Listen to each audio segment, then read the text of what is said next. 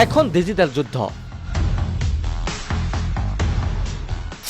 সাজু কংগ্ৰেছ বিজেপিৰ সেনা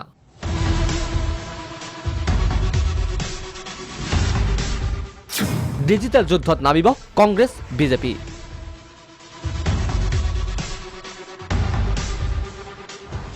কোনে কি অস্ত্ৰ লৈ নামিব যুদ্ধত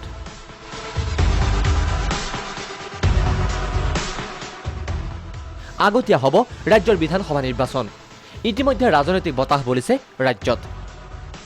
দুই শিবিৰত বিভক্ত শাসক বিৰোধী এফালে কংগ্ৰেছৰ নেতৃত্বত মহাজোঁট আনফালে বিজেপিৰ নেতৃত্বত মহাজোঁট বিশাল বিশাল নিৰ্বাচনী সভাৰে ইতিমধ্যে ৰণত নামিছে কংগ্ৰেছ AIDF অগপ বিজেপি কংগ্ৰেছৰ পৰা নিৰাপদ দূৰত্ব বজাই বিজেপিৰ বিৰুদ্ধে জনতাৰ মাজত সোমাইছে অসম জাতীয় পৰিষদ ৰাইজৰ দল BPF কিন্তু মূল যুঁজ কংগ্ৰেছৰ মহাজোঁট বনাম বিজেপিৰ মহাজোঁট তাৰ সমান্তৰালভাৱে দুই শিবিৰত আৰম্ভ হৈছে আন এক যুঁজ এবাৰ প্ৰায় 3 লাখ কাৰ্যকৰ্তাই ডিজিটেল মাধ্যমত আমাৰ চৰকাৰৰ যিমান খতিয়ানখিনি আছে উন্নয়নৰ খতিয়ান লৈ এবাৰ ৰাইজৰ পদুলিয়ে যাব ডিজিটেল যুদ্ধ বুলি এটো ক'ব পাৰে কিন্তু মই কৈছোঁ যে তাতকৈও এই যুদ্ধখন কিন্তু বিজেপিৰ মিছা আৰু কংগ্ৰেছৰ সঁচা ডিজিটেল যুদ্ধ 2021 বিধানসভা নিৰ্বাচনৰ আগে বিশাল জনসভাৰ সমানে ডিজিটেল যুদ্ধত নামিব কংগ্ৰেছ বনাম বিজেপি হয় আপুনি ঠিকই শুনিছে সামাজিক মাধ্যমৰ যোগেদি ডিজিটেল যুদ্ধৰ বাবে সাজু হৈছে দুই শিবিৰ বিজেপিৰ লক্ষ্য 3 লাখ কৰ্মীৰে চৰকাৰৰ উন্নয়নৰ খতিয়ান প্ৰচাৰ কৰা যেহেতু যুৱ প্ৰজন্মক লৈ দেশখন আগুৱাই যোৱাৰ সপোন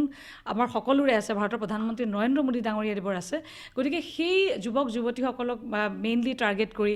অথবা আমাৰ যিসকলে লোকে এণ্ড্ৰইড মোবাইল ব্যৱহাৰ কৰে গতিকে এই মাধ্যমত ডিজিটেল মাধ্যমত সেইকাৰণে আমাৰ 3 লাখ কাৰ্যকৰ্তাই সমান্তৰালভাৱে চৰকাৰৰ সমূহ উন্নয়নমূলক খতিয়ানৰ লগতে যি ব্যৱস্থা গ্ৰহণ কৰিছে এতিয়ালৈকে এই গোটেইবিলাক লৈ প্ৰায় তৃণমূল পৰ্যায়ৰ লোকলৈকে আগবঢ়াই লৈ যায় পিছ পৰি থকা নাই বিৰোধী কংগ্ৰেছো তৈয়াৰ হ'ল ডিজিটেল ৱাৰ ৰুম লক্ষ্য বিজেপিৰ বিফলতা মিথ্যাচাৰ ৰাইজৰ মাজলৈ লৈ যোৱা কংগ্ৰেছ দলেও আমি ছ'চিয়েল মিডিয়া ব্যৱহাৰ কৰিম কিন্তু আমি মিছা কথাৰে নকৰোঁ বৰং এই বিজেপিয়ে যিবোৰ মিছা কথা কৈ মানুহক বিভ্ৰান্ত কৰিছে এই কথাবোৰক আমি ৰাইজৰ সন্মুখত তেওঁলোকৰ যিখন প্ৰকৃত মুখ এই প্ৰকৃত মুখখন আমি তুলি ধৰিবলৈ চেষ্টা কৰিম জমিব খেল জমিব দুই শিবিৰৰ ৰাজনৈতিক ডিজিটেল যুদ্ধৰ খেল জমি উঠিব উভয়ৰে লক্ষ্য নতুন ভোটাৰ পিছে ডিজিটেল যুদ্ধৰ যোগেদি কোনে কিমান ভোটাৰক আকৰ্ষণ কৰিব পাৰে সেয়া লক্ষণীয় হ'ব অনাগত সময়ত